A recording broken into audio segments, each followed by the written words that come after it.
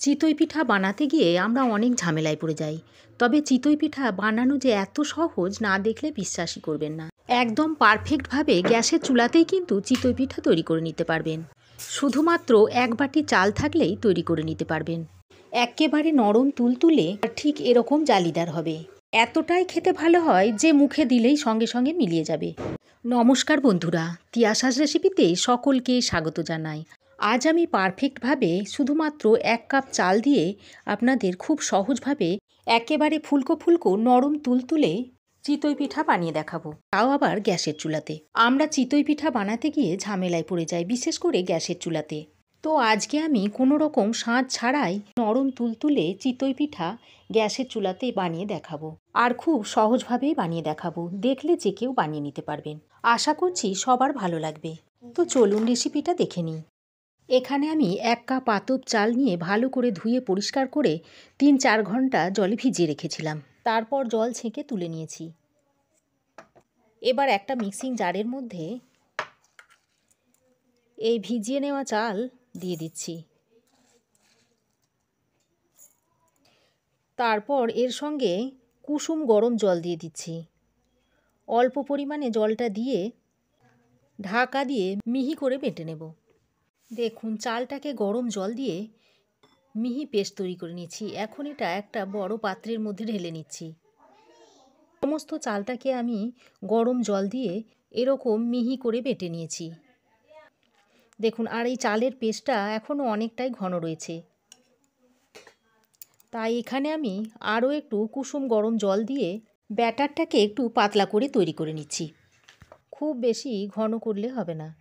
গরম জলটা দিয়ে এইভাবে ব্যাটারের সঙ্গে খুব ভালো করে মিশিয়ে নিতে হবে।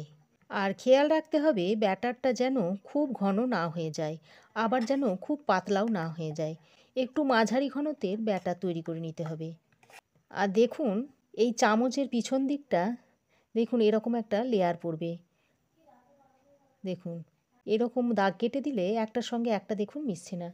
ব্যাটারের সঙ্গে জলটা মিশিয়ে নেওয়া হয়ে গেলে এবার এখানে স্বাদ মতো নুন দিয়ে দিচ্ছি। নুনটা দিয়ে ব্যাটারের সঙ্গে ভালো করে আর একবার মিশিয়ে নিচ্ছি। এইভাবে যত ফেটিয়ে নেবেন চিতই পিঠাগুলো তত কিন্তু ফুলকো ফুলকো হবে। এইভাবে একটু ভালো করে ফেটিয়ে নিতে হবে। নুন মেশানো হয়ে গেলে এবার এর মধ্যে দিয়ে দিচ্ছি 1/2 চামচ মতো বেকিং পাউডার। এটা কিন্তু বেকিং সোডা নয়, বেকিং পাউডার দিলাম। এবার বেকিং পাউডারটা দিয়ে ব্যাটারের সঙ্গে আরও একবার ভালো করে মিশিয়ে নিচ্ছি। খুব ভালো করে মিশিয়ে নিতে হবে। দেখবেন যেন কোথাও দলা পাকিয়ে না থাকে। দেখুন, বেকিং পাউডারটা দিয়ে ব্যাটারের সঙ্গে খুব ভালো করে মিশিয়ে নিয়েছি। আর দেখুন, কোথাও একটুও দলা পাকিয়ে নেই। এবার এটা এক সাইডে সরিয়ে রেখে একটা বাটির মধ্যে নিয়ে নিচ্ছি 2 চামচ সাদা তেল, আর দিয়ে দিচ্ছি 2 চামচ মতো জল। এবার তেল আর জলটাকে খুব ভালো করে মিশিয়ে নিচ্ছি।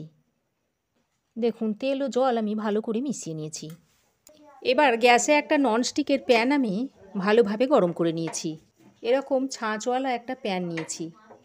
তারপর প্যানে এইভাবে জল আর তেলের মিশ্রণটা লাগিয়ে নিচ্ছি।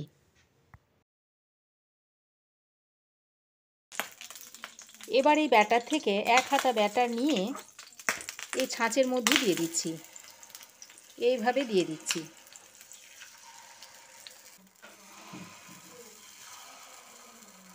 সব ছাঁচের মধ্যে ব্যাটার ঢালা হয়ে গেলে এবার ঢাকা দিয়ে 2 মিনিট মতো রান্না করে নিচ্ছি। আর এ সময় গ্যাসের ফ্লেমটাকে লো টু মিডিয়ামে রাখতে হবে। দেখুন, 2 মিনিট পর ঢাকাটা খুলে নিয়েছি। আর দেখুন পিঠেগুলো কতটা ফুলে মোটা হয়ে গেছে। এবার আমি এইভাবে একটু আলগা করে নিচ্ছি। দেখুন, এবার আমি তুলে নিচ্ছি।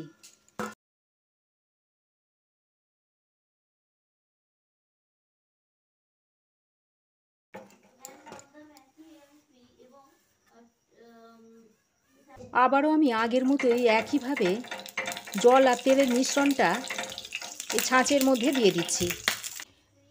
তারপর আবারও ব্যাটার দিয়ে দিচ্ছি।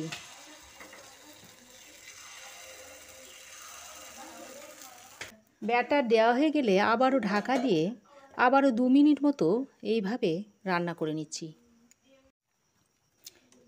দেখুন এগুলোও দেখুন হয়ে গেছে।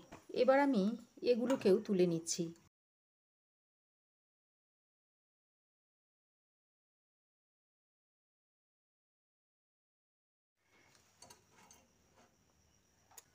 এইভাবে বাকিগুলোকেও আমি তৈরি করে নেব।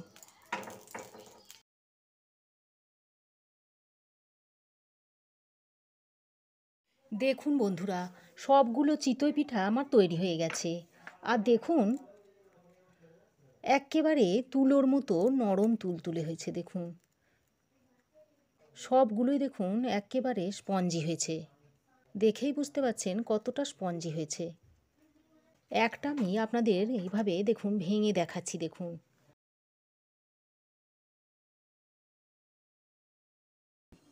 ভিতরটা দেখুন কত সুন্দর হয়েছে। একেবারে ভিতরটাও দেখুন তুলোর মতো নরম তুলতুলে, আর একটুও কাঁচা নেই। দেখুন